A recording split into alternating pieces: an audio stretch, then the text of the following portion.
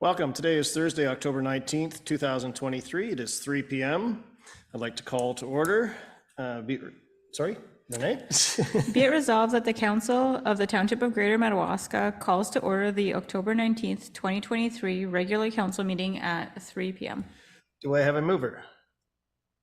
Councillor Levesque, second. Councillor Tripp, all in favor? So carried. Thank you. Please stand for O Canada.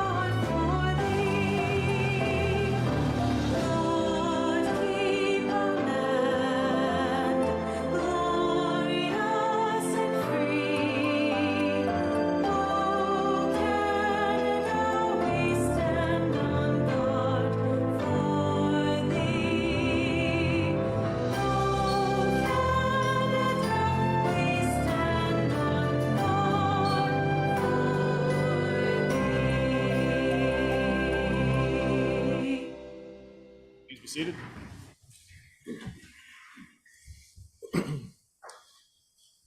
As we gather in chambers, I would like to acknowledge on behalf of council and our community that we are meeting on the unceded traditional territory of the Algonquin people. We'd like to thank the Algonquin people and express our respect and support for their rich history, and we are extremely grateful for their many and continued displays of friendship. We'd also like to thank the generations of people who have taken care of this land for thousands of years. Thank you, Miigwech.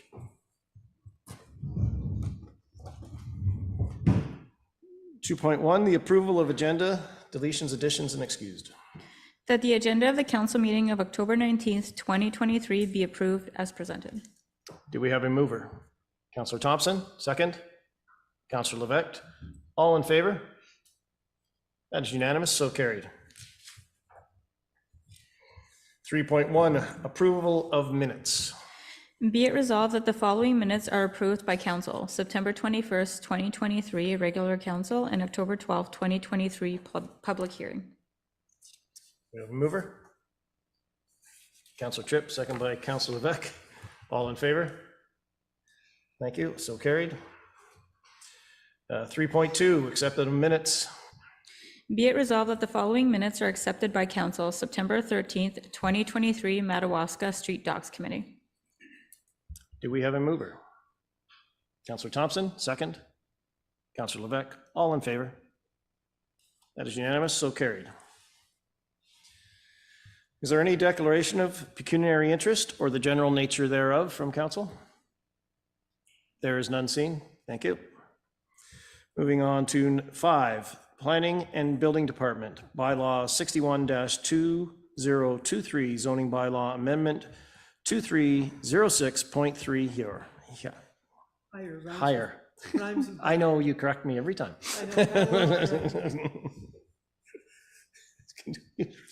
Yes, please. That council approved bylaw 61-2023 being a bylaw to amend zoning bylaw number 22/2003 as amended to rezone the subject lands located in part of lot 17 concession 3 being part 1 on 49R-17651 geographic township of Baguette from rural to rural exception 52 to permit a secondary dwelling unit on a waterfront property and for the secondary dwelling unit to be larger than the first dwelling unit. Thank you. Do we have a mover? Councillor Levesque, second. Councillor Tripp. Any questions, comments, concerns from council? Any background? Sure. Sure, 5 in the background, sure. So this zoning amendment application pertains to lands known municipally as 1062 Lower Spruce Hedge Road, which is located in Part Lot 17, Concession 3 in the geographic township of Bagot. The lands are presently just over 16 acres with over 200 meters of frontage on the Madawaska River. The lands presently have an 875 square foot single family detached dwelling constructed in 2015. So essentially the purpose of the amendment is to rezone the lands from rural to an exception zone, which will become rural exception 52, to permit the secondary dwelling unit essentially on a waterfront property, and for the secondary dwelling unit to be larger than that of the first dwelling. The new dwelling is expected to be 2,200, just over 2,200 square feet, and all setbacks have been maintained, including the required 30-meter high water setback. The Planning Act establishes the requirements and processes for evaluating development applications in the province of Ontario. Section 2 of the Planning Act includes matters of provincial interest that municipalities shall have regard to in carrying out their responsibilities under the Planning Act, including making decisions on planning applications. Section 3.5a requires that municipal decisions be consistent with the policy statements issued by the province, which is essentially through the provincial policy statement. Section 16 of the Planning Act requires that municipalities make decisions that conform with official plans that are in effect in the municipality. This amendment will increase the supply of housing in the township and promote housing affordability through the construction of a secondary dwelling unit on the property. The provincial policy statement establishes the province-wide standards for various development-related matters, including policies related to growth and development of communities, policies related to wise use and management of resources, and policies related to natural and human-made hazards. This proposed application supports the housing policies of the PPS, including the provisions of the appropriate housing range and mix of housing types, which promote the availability and affordability of housing. The county official plan functions as the local official plan for the township. Section 2.26 of the county official plan sets out the policies for identification and preservation of archaeological resources. Lands within 300 meters of a navigable body of water are considered to have high potential for archaeological resources. As such, a scoped archaeological assessment was undertaken and submitted with the application, which found no evidence of archaeological resources within the development area.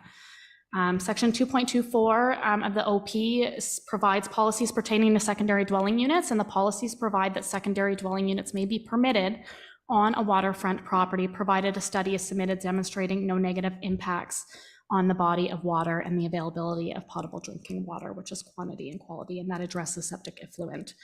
A hydrogeological report was completed by JP2G on June 28th and is attached as Appendix C to the report, which demonstrates that there's adequate water supply, both quantity and quality, to support the two dwellings, and it's not anticipated to have any negative impacts on the body of water, which is demonstrated through the nitrate impact assessment that was included. For lots over 2 hectares, which is basically just over 5 acres, and under, both units must be connected to the same septic, while lots larger than 2 may have separate septic systems. So in this case, the secondary dwelling unit will be serviced by its own private water, own private well and septic. Secondary dwelling unit provisions are outlined in section 3.26 of the zoning bylaw, which requires the minimum lot size to permit a secondary dwelling unit is 8,000 meters square, so just over almost 2 acres. And the subject lands exceed that at just over 16 acres. Section 3.26 provides that a minimum dwelling unit area shall not apply to a second dwelling unit. However, the area of the second dwelling unit must not be greater than that of the primary.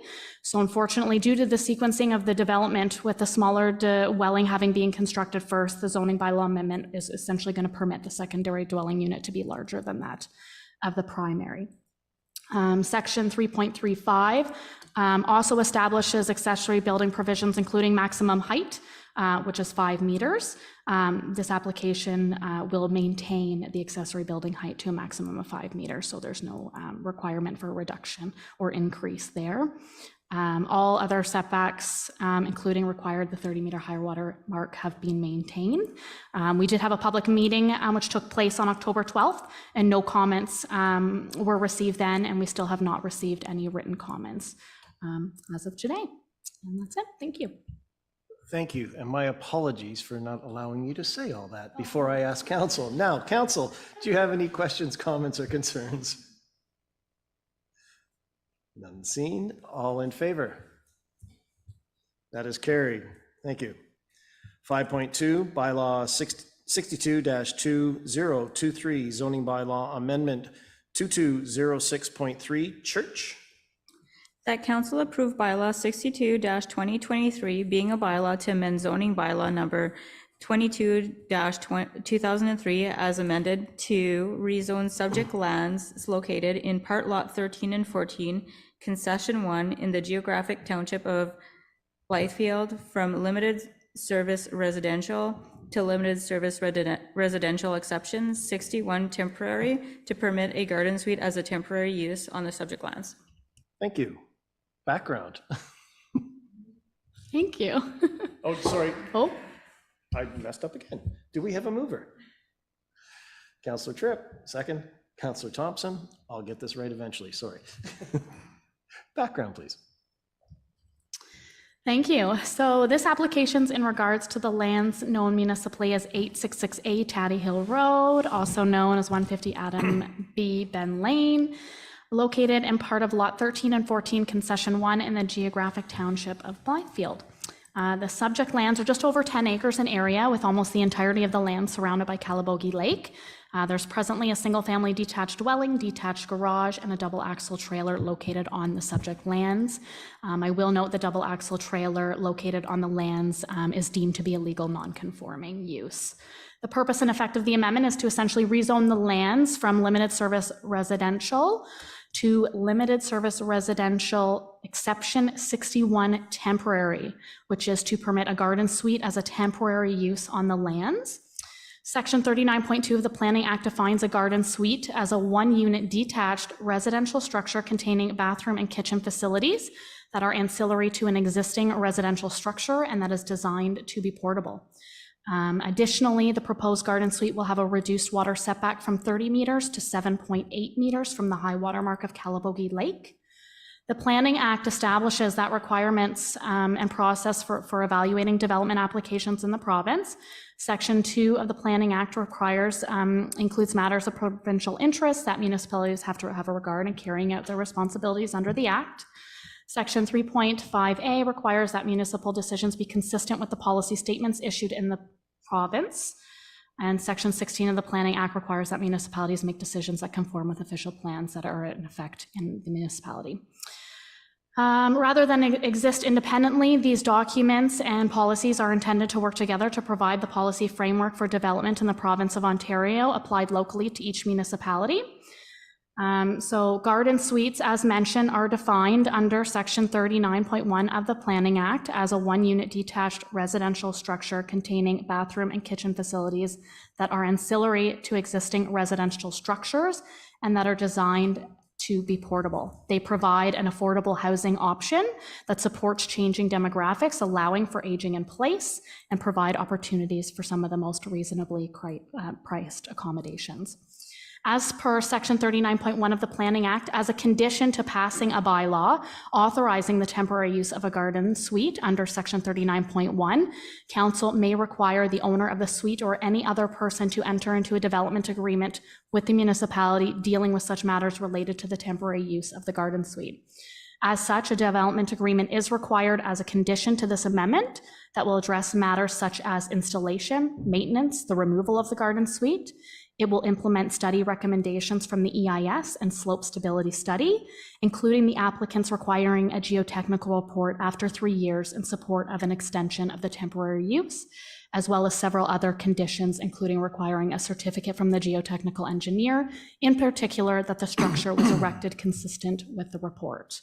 The Planning Act allows the temporary use bylaw for a garden suite for a term not exceeding 20 years, after which time the residence is to be removed. Council may, however, by bylaw, grant further periods of not more than 3 years each during which the temporary use is authorized.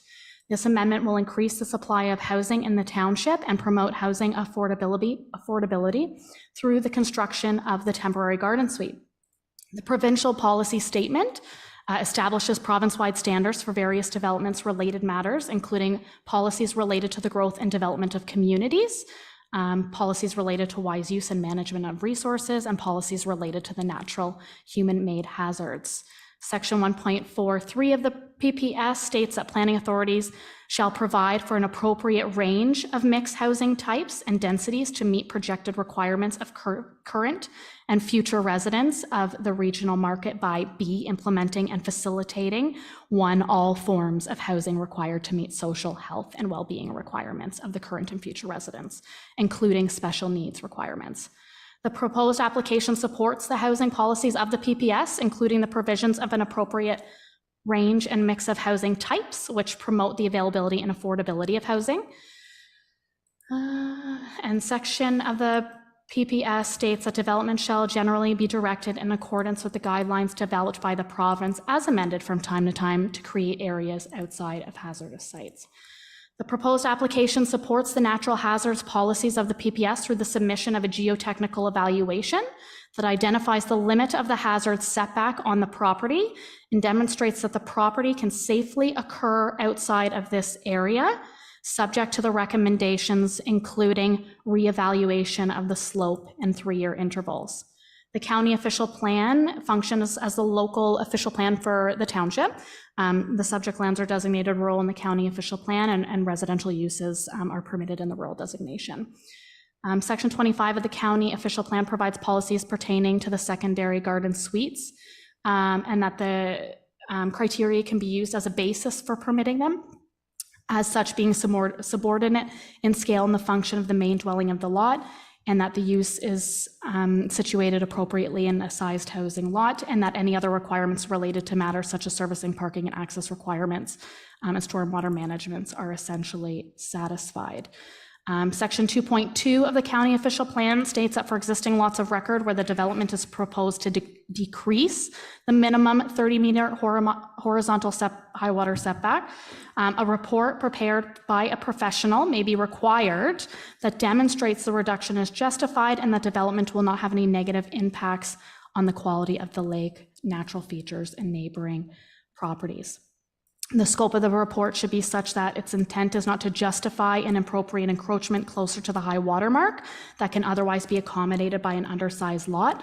The study should identify existing constraints, lot size, topographical constraints, identify appropriate envelopes for dwellings and septic tile field as far back from the high water mark as reasonably possible, and suggest appropriateness of dwelling size envelope for the undersized lot.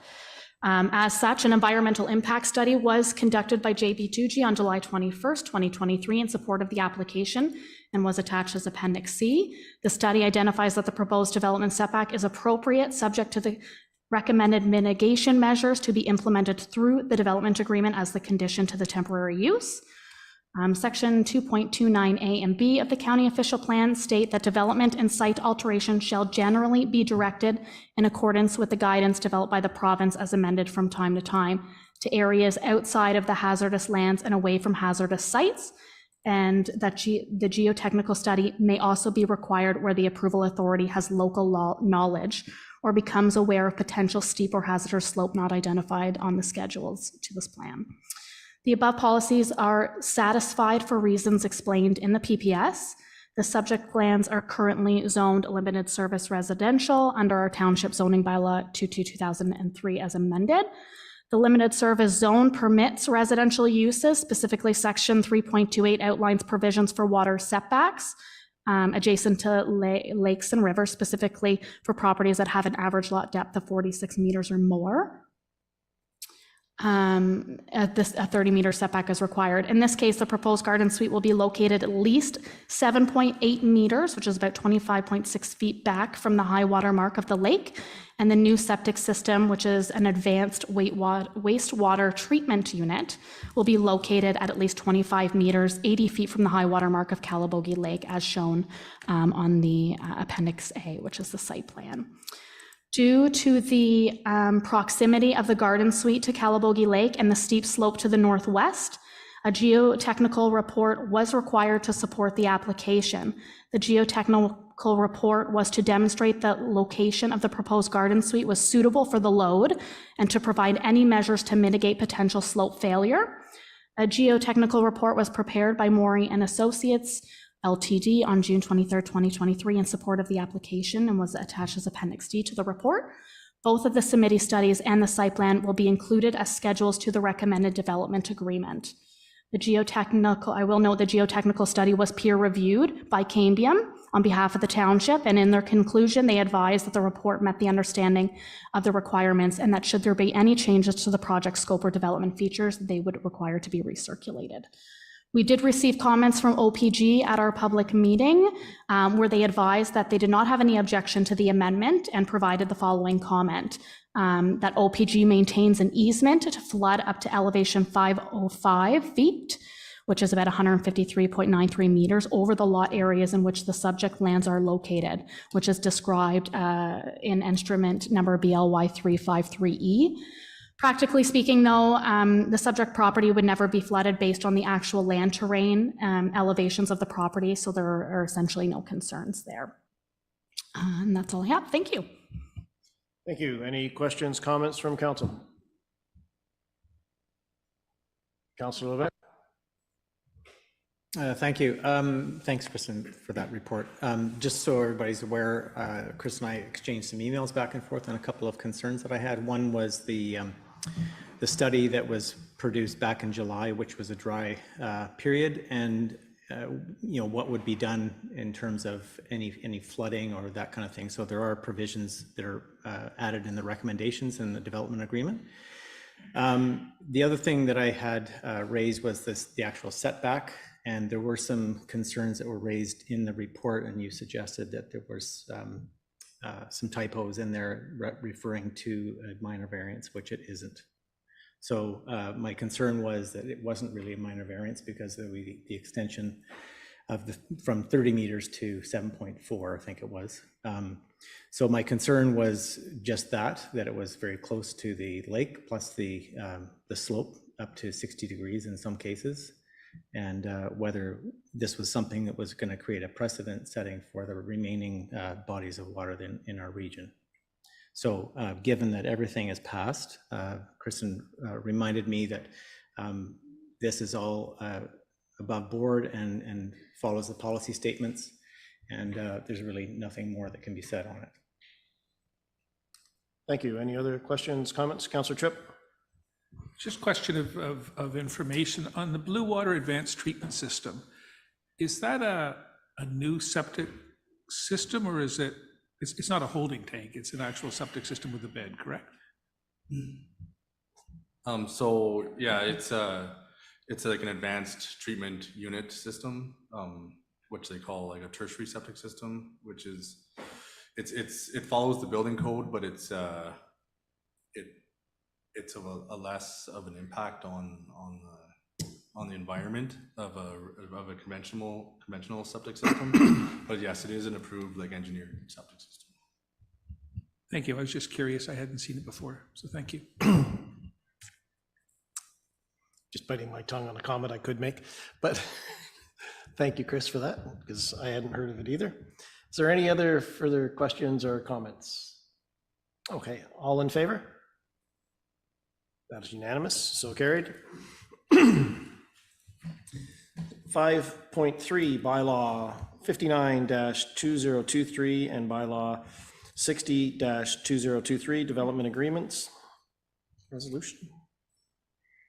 That council approves bylaw 59-2023 and bylaw 60-2023 to enter into development agreements in accordance with sections 53(12) and 51(26) of the Planning Act with Bridges and Badham Greer, and furthermore, that council repeals bylaw 25-2023 and bylaw 28-2023. Do we have a mover?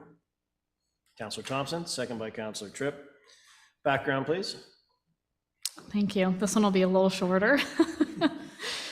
So essentially, these development agreements are a condition of consent approval having county files B10121, B10221, and B10321 for the creation of rights-of-ways over an existing private road presently known as Downing Lane, which are located within lots 17 and 18, concession 9 in the geographic township of Bagot.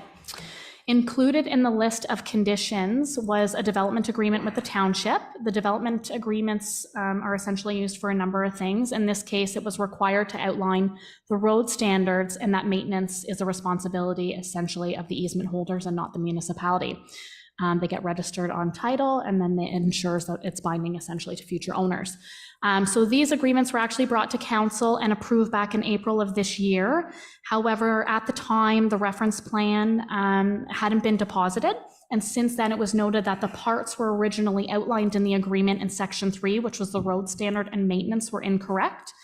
So the part numbers have now been updated in the new agreements, which reflect the parts in the deposited reference plan. We've confirmed these parts with the County of Renfrew Planning Department, our solicitor, as well as the applicant's solicitor. Essentially what's changed in the Badham Greer is, I believe it was previously part 1, 2, 4, 5, 6, 8, and 9, and it should have been 1, 2, 4, 6, and 7. On registered plan 49R 20413, and then the bridges agreement, it used to be part 1, 2, 4, and 7, and it now has been amended to reflect part 1, 2, 4, and 5 on registered plan 49-20413. So that's it. Essentially, it's really just to change some typographical errors that we incurred in the parts once the agreement was registered, and that's it. That's all I have for now. Thank you. Okay, thank you. Any questions, comments, concerns from council? There's none seen. All in favor? That is unanimous, so carried. Thank you. Now we move on to 5.4, building permit report, information item. Chris, I assume? So yeah, this memo is just to inform all of council of the amount of permits issued to date as of the end of September. So one thing I'll just note is the permit numbers are slightly lower than the previous year, mainly in new residential builds, like as in new dwellings or secondary dwellings and that kind of thing. And the septic permits are lower as well, but that being said, because the township is on private services, every new dwelling comes with a new septic, so the two permits kind of go hand in hand. So, but other residential permits such as accessory buildings, decks, even additions to dwellings, stuff like that, are a little bit higher to date than the previous year. Thank you. Any questions from council, concerns? No. Thank you. Thank you for that, Chris. Move on to 6, the Facilities Environment Department Report, 6.1, Blue Box transition to full procedure responsibility, information item. Oh, yes, from mayor to council, this is an information item. This has been a regulation that was made in 2016. And we have the date of July 25th of 2025 as our transition date.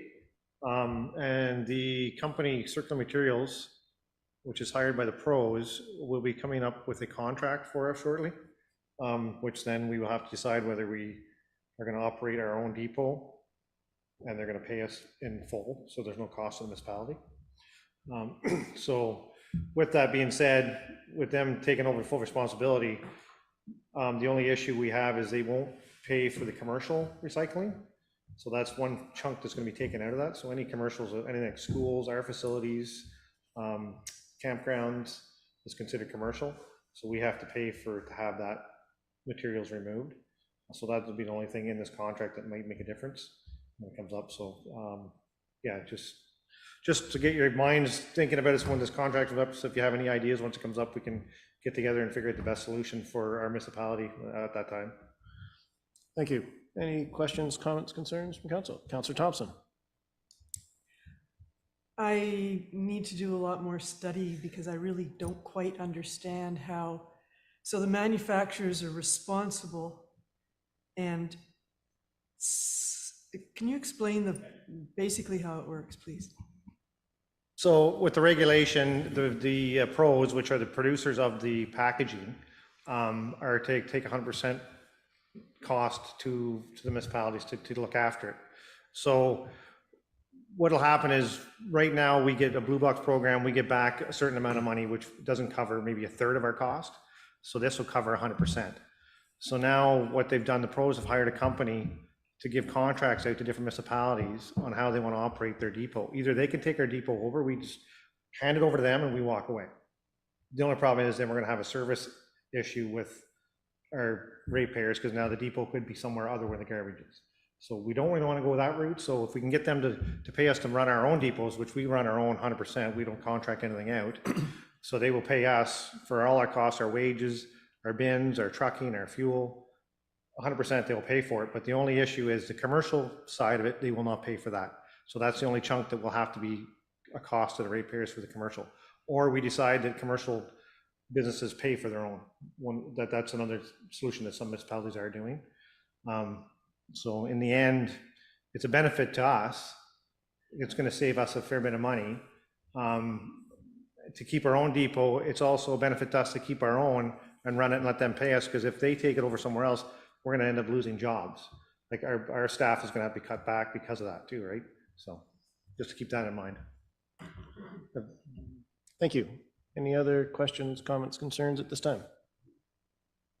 And unseen. Thank you, Leonard. Let's move on to section 7.1 from Public Works 2023 Capital Roads Projects Update Information Item. Please, Steve. This is just a memo for council to update them on all the capital projects this year. So Flat Road project, it was completed this year. Work included new culverts, ditching, and significant road excavation. We had some very bad frost heaves in this section of road that in the spring were really bad, and we ended up digging down and we found some logs and black earth and stuff we all excavated out, and we replaced it with a bunch of limestone rock and then put the granulars on the top. The old road surface was pulverized, granulars added, and Greenwood Paving completed the surface treatment LCB. Other sections of Flat Road, we wanted to, in 2022, we were going to do an overlay on it to help prolong that surface treatment. It turned out when we were doing Ferguson Lake Road, we thought the contractor would be hauling their material in from this direction, but it turned out they opened a new quarry closer to Eganville, so they ended up trucking over that chunk of road. So I didn't want to put the new surface treatment on it in 2022. That's why we waited till this year, and we did do the overlay on Flat Road and Mount St. Patrick Road this year when they did the other section as well. So that covers Mount St. Patrick. So Hudson Lake Road, we did ditching and new culverts. We hammered a bunch of rock back that we had some problems in the past in the winter with snow plows and wings catching them. So we got those problem areas fixed as well. We added some guide rail. The road was pulverized and granulars added. This was completed, it was late September. Being a low volume road like that, I made the decision to wait till spring to put the surface treatment on it because it takes time to set, and I was hoping to have more time and better weather, but so we decided to wait till the spring, and we'll do it first thing, and then it'll have all summer to set and stay better. So Taddy Hill, we did Taddy Hill construction in 2022. Was the same thing. We did the culverts. We put some asphalt swales on the hills with the asphalt because they're so steep a hills, they were washing out all the time. So we upgraded that.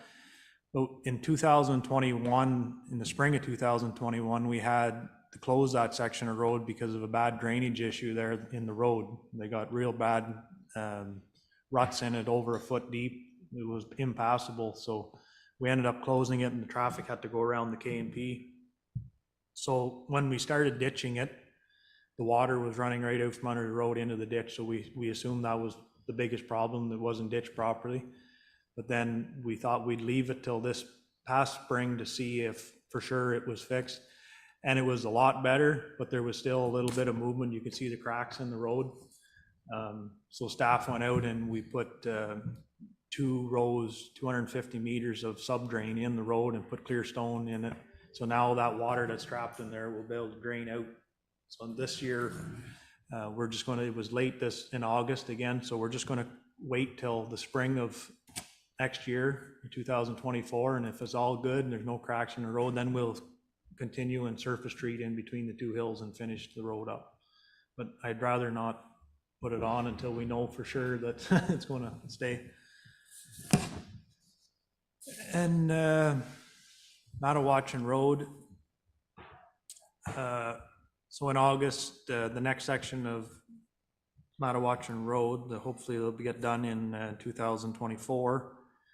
We went ahead this year, we had a big 4-foot diameter culvert that was down about 15 feet. It's nice to get those in the year before, because they always, no matter how much you packed them, they always seem to settle that little dip, and once you have new asphalt on, you get another dip in it. So we've gone ahead and put that one in this year, so that should settle before next year. And then I'm working on with the surveyors for a few property issues along that section of road that we're hoping to get done here in the next 3 to 4 weeks. And then that'll become the council as well then, and hopefully within the next 2 or 3 months, we can get that done before spring. Thank you. Any questions, comments, concerns? Councillor Thompson? Thank you for those explanations. I like the way you're approaching things to let things settle so we don't do them twice over. I'm wondering what the property issues are. Do we want to straighten the road? No, the property issue is the road was made and the property bar is actually in the road. So the landowner has approached us because of where it is and just let us know. There's no bad feelings, but there's just some, we're doing it right, we might as well do it right now. There's a lot of that in this township. Yeah, so thank you. Thank you. Any other questions, comments, concerns? No, thank you, Steve. We'll move on to Section 8, Protection Services Department, Bylaw 57-2023, Appointment of Bylaw Enforcement Officer. Resolution, please. That council approve bylaw 57-2023, being a bylaw to appoint Stephen Inwood as a municipal bylaw enforcement officer for the Township of Greater Madawaska. Thank you. Do we have a mover? Councillor Levesque, second. Councillor Tripp, background, please. The intent of this recommendation is essentially to allow for Steve, the Public Works Supervisor, to write tickets, and they would fall within the MLES contract. We enforce bylaw through that. In the winter, it's not uncommon to have issues where Steve needs to be down some of the roads and there's vehicles parked, and we're needing to proceed with works. So this allows when there's concerns, not with just a warning, but if it becomes an issue, which we've had, it allows them to be able to write a ticket if bylaw enforcement is not available. Thank you. Any questions, comments, concerns? Councillor Thompson. So by making him official bylaw officer, we still have MLES.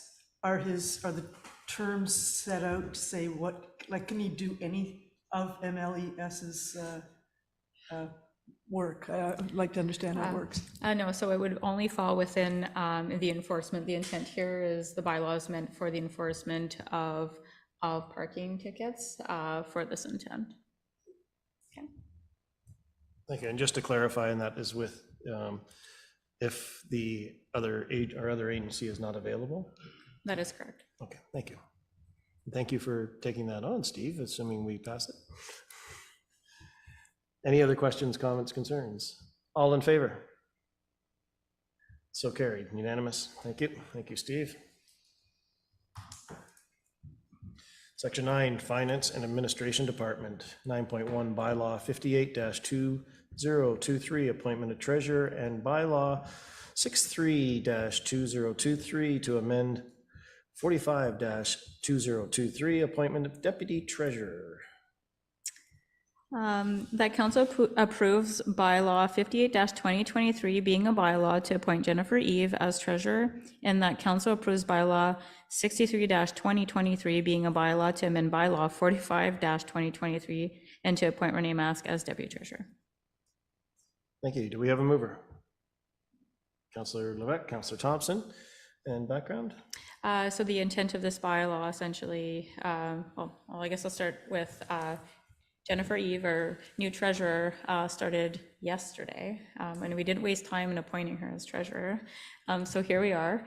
So the intent of this is to allow her the authority under the Municipal Act to act as treasurer for the township.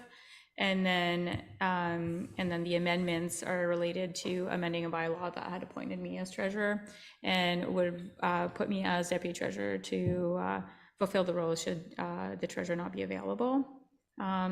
So welcome, Jennifer, to the We haven't township. voted yet. Oh, you're not. You're up. She's appointed treasurer, but she's already hired. Yes. Any questions, comments, or concerns from council? Can we say welcome now, or Yes. can we wait till later? Oh, sorry. All in favor? Unanimous? Say your welcomes. And thank you, Jennifer. Yes.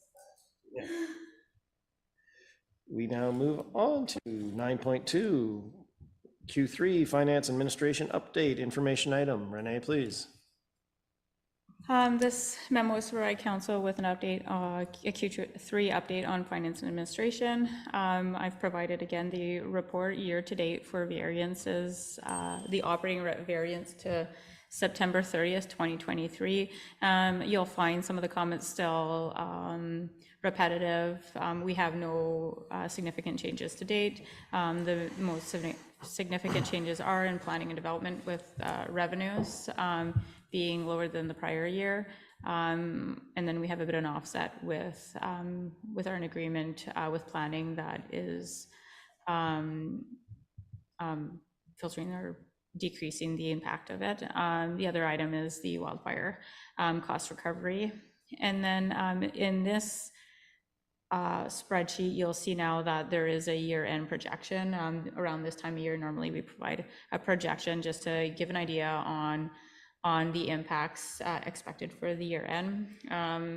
There's even though with the adjustments and the non-reoccurring items and expenses, we're expected not to overall, so what you're looking at is the revenues to expenses, have a deficit. It would still sit with a minor surplus, which is good given that there was a few circumstances within the year that was unexpected. The capital variance report's been updated to include also a column for projections. The average of these expenses are either debentured or through reserve. So if there's a minor adjustment, it's just within the reserve fund. And so we do have a few projects, and I think Steve's touched a bit on them, is Hudson Lake and Taddy Hill. Those costs will be moving into 2024. And then the Black Donald transfer site expansion will also be completed more into 2024. Ferguson Lake Road is included there. You would notice that it wasn't part of the original budget. This is as it's continued from prior years. The cost for Ferguson Lake Road expenses are funded through grant at 93.33%. So the cost of the township's minor. This year there was, I refer to them as deficiencies. There's just some deficiencies within the road, and then some adjustments that if we need, Steve may elaborate on, within the road that were expended. So that's what that would be. The taxation, so property tax, sale, believe in the spring, I would have come to council with a report stating that we had some properties going forward. So we had the property tax sale process closed on October 5th. And as you can see, we have sold various properties. So what we have is when a property has been canceled, it means that the taxes owing on the property were paid prior to sale. So we didn't need to proceed to sale. So we have 2 properties like that. We have 4 properties that were sold. So we're doing the transfer as required. And so with those properties, the amount collected is quite higher than the amount required. In these cases, the additional funds are just put into the courts, and they don't stay within the township. And then there's 3 properties that we did not receive tenders for. Over the next bit, we'll be reviewing those properties. We have 2 years essentially to review. We could decide to write the taxes off. This would still remain, the property would still remain within the owner's ownership. So it's normally not recommended. The other option is a registered notice of vesting, which means that the township can vest these properties and own it, and then again, you would be writing off the taxes but expensing it to us, and then being able to proceed with selling it ourselves or developing it. And then the other option is within the next 2 years is to re-advertise the tax sale in hopes that we sell. So we'll be coming back to council with that piece. There is one of the properties that has potential to be brownfield, so we would be reviewing that prior to providing recommendations. And the last piece is the marketing strategy and implementation. This is the RED grant that we are receiving with Whitewater Region. The RFP just closed on Friday. We did receive some pretty good RFPs, requests for proposals, to provide a marketing strategy for a township, and then a few items to implement, but the strategy would allow us to implement other items in the future. So this will be coming back to council to award. Thank you. Any questions, comments, concerns, Councillor Thompson? I'm just curious, when people pay their taxes in arrears, do they pay it plus interest? Yeah, so the outstanding amount would include the taxes, the penalties and interest, and all costs related to proceeding to tax sales. So we normally, we proceed with Real Tax. It's a company that does the tax sale process for us, and the costs associated with it are all added to the cost to be able to procure, or to be removed from the tax sale. Thank you. And just for anybody watching, that you mentioned brownfield, which is, my understanding is ground that has possible some contaminants to it that would have to be cleaned up before any residential or any non-parking type idea, but so development, is that correct? Just so anybody watching wants to know what brownfield is a contaminated grounds. Yes, and then more specifically in this case, it would be an old gas station. There's tanks within the ground. Thank you. Any other questions, comments, concerns? No. Okay, thank you. We move on to 9.3, 2024 budget direction. Resolution. That council endorsed the 2024 budget direction included in this report. Thank you. Do we have a mover? Councillor Thompson, second. Councillor Tripp, background, please. This is the budget. The 2024 budget direction is actually a new report that we're going to bring forward. It may morph into more in the coming years. The intent of this is to, raise awareness or allow council to digest more of what will be coming that's more like an uncontrollable cost or expenses that would be coming within the budget process. So this way, when the budget is presented to council, you can see the additional items. So this is, the intent of this is to have, revenues that we see will be coming through, expenses that, are related to inflation or legislative requirements, and then just costs essentially to maintain the current service level. What I have here is, so I'll go through a few of the opportunities listed. So we have the assessment growth. So this is essentially the a new development, so new assessment, new development of properties. I believe that right now we're sitting at a 1.2 or 1.3% increase, which is essentially $46,000. As mentioned before, we did a review on employee benefits this year, and as part of the review, the cost savings are expected to be in the range of $29,000. There is a minor change to police services. We received the invoice recently, so I thought it would be important to bring it in. There's a decrease of just under $3,000. I think the year before it was about 7,000, so there's been some decreases to the cost. I mean, on a budget of 714,000 to 711,000, it's nice to see some changes. Some of the pressures we'll be seeing in 2024 is we did in-year adjustments, which we talked about during the last council meeting for structure. We went to a full-time fire chief, which it makes up for most part of the change in expenses, so that will be budgeted in 2024. I have included the COLA adjustment as per policy. This one here, I kind of listed as under discretion because as discussed, this is approved as part of the budget, and then it provides a guideline or principle to follow as a basis to developing the budget. Insurance is expected to go up about 10%. That works out to about $13,000 for the township. We're gonna continue with the annual contribution to capital as per the asset management plan.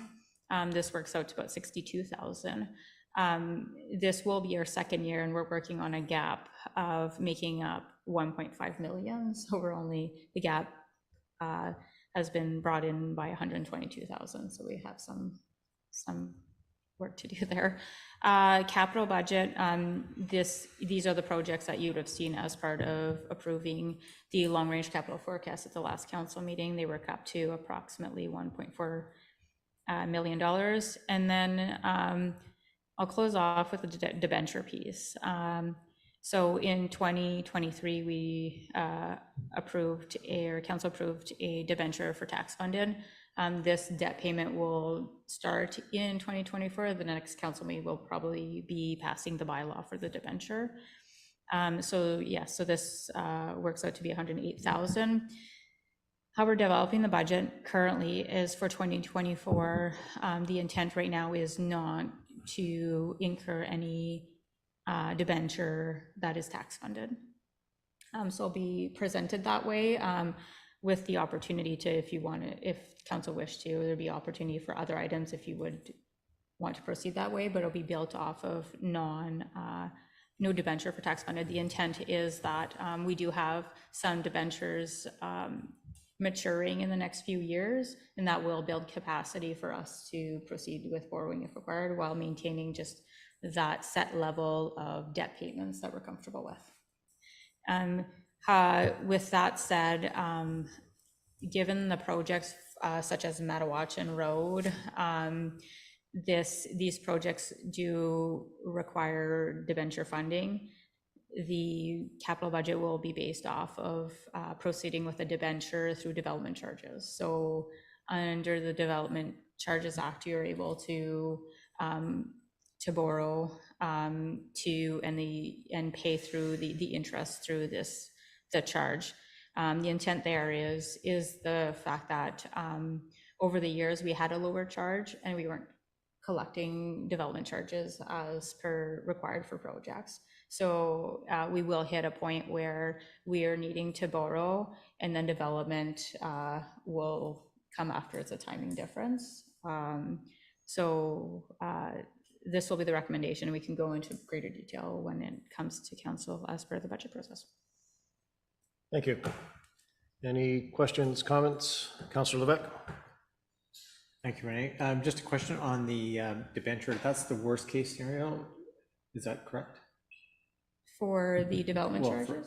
For any time when you want to use, you've projected the usage of debenture, but if you have a grant or some other means, that would then adjust that, correct? That is correct. And then when would you know that? Like at what point would you know before those projects?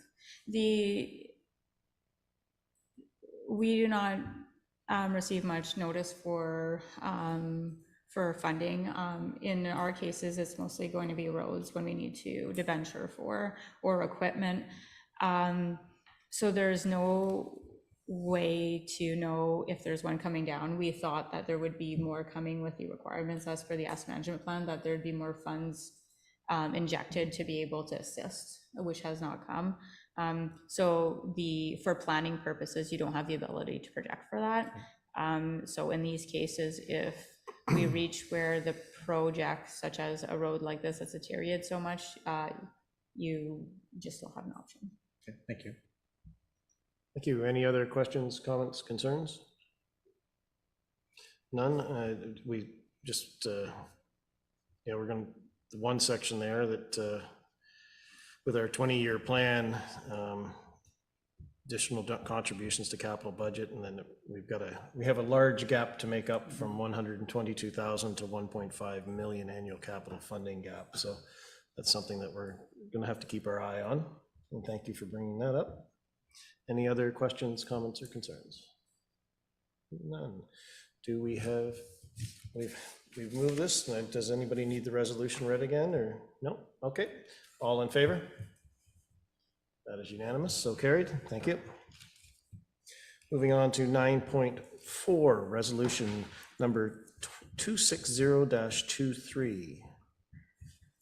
That council approve the terms of reference for the Recreation and Culture Committee and the Equity, Diversity, and Inclusion Committee as attached herein, and that council directs staff to begin the recruitment process for committee members and recommend the appointment of committee members at a future council meeting.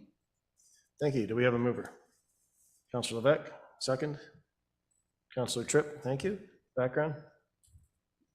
So the intent of this report is to recommend proceeding with approving terms of reference for the recruitment for these committees. Prior to the pandemic, the township did have quite a few committees. You could see in the background here, they were mostly internet and connectivity based, senior advisory committee, and then they worked out into more of recreation type of committees. Back in February, council agreed to have a survey to see what the public interest was on committees. There was not much responses received. This is where we received the 2.6%, or 127 individuals responded. At that time, a decision was made that, the public interest seemed to be more recreation, inclusivity, and economic development. As part of the strategic plan process, which gathered more participation at 13.8%, we could view these types of committees were again reiterated, which really confirmed what is needed at the township. This report is actually recommending to proceed currently with the Recreation and Culture Committee and the Equity, Diversity, and Inclusion Committee. You'll note that the Economic Development Committee is not there yet, and this is mainly due to having the staffing capacity to support the committee. So at this time, it's recommending to proceed with that. I do also want to mention that in the past, the committees that you see in the background worked more as working groups. They have more flexibility than a structured committee. And after speaking with the manager of legislative services with the City of Ottawa, it seemed that even at the city level, they've moved to more working groups. Due to this reason, it's just adding more flexibility, and there's requirements under the procedural bylaw, municipal act, that committees have to follow that remove, I guess, interest or the ability for them to move programs within committee structure. So at this time, I'm recommending that we strike the committees and we allow them to meet and see the expectations and what the community needs. And then with the open thought of that this may be reviewed as the committee members may review this as being more of a working group in the future. This is the first step as to recruit and see what our community needs. Thank you. Questions, comments, concerns, council? Councillor Thompson? I know we're doing this according to what we can take first, and I noticed transportation master plan is in the long term, but I'm thinking that it touches on a lot of issues that we've got that I don't think we can work with until we have a master plan, like the trails, the issues with the Causeway Trail. There's accessibility for our sidewalks, that we, you can't go with a wheelchair on them. All those connections that really, I think these other things, culture and whatnot, will come out of that. And I'm wondering why that's up down the road, when I think we need a plan before we can start adding to it. Correct me if I'm wrong, are your questions related more to the strategic plan outline report rather than the committee's report? I guess Or I'm is wondering it why both? these committees are Okay, in chosen that first, where a transportation committee to work on a transportation plan, master plan, multimodal, might be a better place to start. At this time, I went off of the recommendation based off of the last time it came to council. And then so we've went that way. But in hearing what you're saying, I feel like there's an opportunity, you mentioned trails, which falls within maybe the recreation and culture piece. And then you mentioned accessibility, which may fall into this inclusion and diversity. It would be interesting to see these committees come together, and it may shift a focus there where we're striking a committee that supports them within the transportation side of things. So things like the traffic on 511, 508, and Highway 41, would that fall under either of the two committees?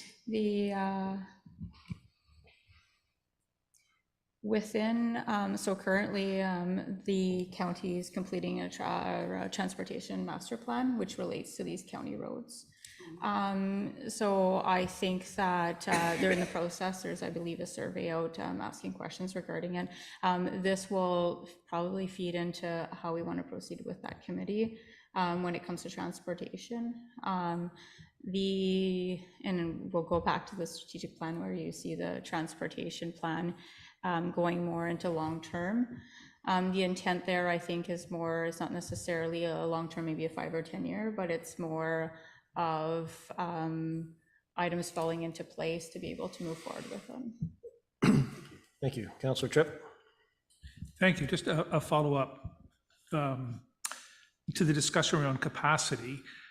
And I recognize we're on the cusp of the strategic plan moving forward. It's about to go into the community for review and thoughts and discussion. So that will be wrapped up fairly quickly. And I think most of our committees will start to fall out of that. For today, given the capacity that we have, starting with 2, I think is a very strong and healthy option. There's a plethora to pick from, but these 2 resonate well. In terms of recreation and culture, there's a yearning for that in the community by our taxpayers. All committees, there's a need. But I think this, in terms of the season and getting people engaged, is an important kickoff with the limited resources or staff capacity we have. And I'm encouraged to hear that there's an opportunity for us to look down the road at perhaps shifting these into more of a working group, because that will give the mobility and flexibility that we need. And I'm not sure if on a working group we require a staff person. Thank you. Thank you. Any other questions, concerns, comments from council? Councillor Lebec? Just on that point, I believe the committees that are being presented here could have working groups spawning from them. That's what you're referring to? Yeah, there's a combination there. There's the ability to have basically ad hoc working groups. And then if the committee believed that the structure still worked, there's the ability also to have the committee being a working group itself. Thank you. Any other questions, comments, concerns from council? No, I'd just like to add that through our surveys that of committees and what the township was looking for, that these were two of our highest priorities, and we do need to prioritize and start somewhere understanding our staff capability and numbers. So I think that quite possibly there could be other ones coming out of this and other identifying marks out that may come from these committees that can assist us later going on. And then once we have our strategic plan, more structure to that side as well. So I thank you for that. Do we have any other questions? Does the resolution need to be read again? Does everybody remember it? Okay, thank you. All in favor? That is unanimous, so carried. Thank you. We move now on to 9.1, draft strategic plan outline. Resolution, please. The council endorsed the draft vision, mission, values, goals, and objectives as attached herein, and that council directs staff to seek community feedback on the draft vision, mission, values, goals, and objectives through open houses and a community engagement survey, and that council directs staff to report back to council with the outcome of the community outreach and a draft strategic plan. Thank you. Do we have a mover? Councillor Tripp, second. Councillor Thompson. Okay. Thank you. Background, please. The strategic planning process began in June of this year. So we had the community survey and some outreach through our consultant Gail in June and July. The survey outcome, and as mentioned in my last report, was we received about 627 submissions. This provided for a comprehensive SWOT analysis, and then the participation of, we did key stakeholder meetings with community groups as well as staff to feed and inform the strategic plan process. Following that, council had workshops or sessions to develop the mission, vision, and values, and then to discuss some goals. So this report includes a combination of what was discussed throughout the meetings, as well as some feedback received on how we could fine-tune the vision, mission, and core values. They're attached here in the document. So we have, I'll just go through it quickly. So we have the vision as the Township of Greater Madawaska strives to be an inviting, safe, and inclusive a community that values and protects its rural character, heritage, and natural environment. We have a mission that we will deliver services and policies that reflect community needs through communication, collaboration, and engagement. The core values include sustainability, transparency, innovation, respect, and accountability. Throughout the process, and we also identified some goals, the key goals for the township, which include open communication and engagement, growth management, culture and wellness, efficient and effective governance. As part of these goals and the goal statements, council and staff were tasked on developing or recommending objectives. So we have some objectives identified for each of these goals in the attachment. The intent is to, as our consultant recommended, is to stay within 3 to 4 goals that are achievable, or objectives that are achievable. This is intended to put us through to 2026. So there is the opportunity from here to after 2026 to add additional objectives to grow these goals and move forward and move into the next steps of this. So at this time, what we have is I'm looking for council to endorse the mission, vision, values, the goals, and the objectives as stipulated in this document. This will allow staff to begin the community engagement on where we're at today and did we hear the community right? And from that point, we'll be bringing it back to council with outcomes from the surveys and community engagement, and then a draft plan to move forward with an action plan. Thank you. Any questions, concerns, anything from council? No, and I'd like to thank you for this. And as we all understand that this The strategic plan is to outline and set goals and objectives for staff to obtain and for council to review. And whether that be quarterly or half-year review, that will be determined. But what it does is it allows staff to have an understanding of what their goals and their objectives are and what they need to do and proceed with and have some structure set behind it. And I think that's very welcome. So I thank you for that. Okay, do we have anybody need the resolution read again? No, all in favor? It's unanimous, so carried. Thank you. Section 10, closed session. 10.1, enter into closed session. Resolution, please. That the council meeting of October 19th, 2023 enter into closed session at 4:10 PM pursuant to section 2932 of the Municipal Act regarding litigation or potential litigation, including matters before administrative tribunals affecting the municipality or local board, specifically Causeway. Thank you. Do we have a mover? Councillor Levesque, second by Councillor Thompson. All in favor? Session will move into closed at 4:10 PM.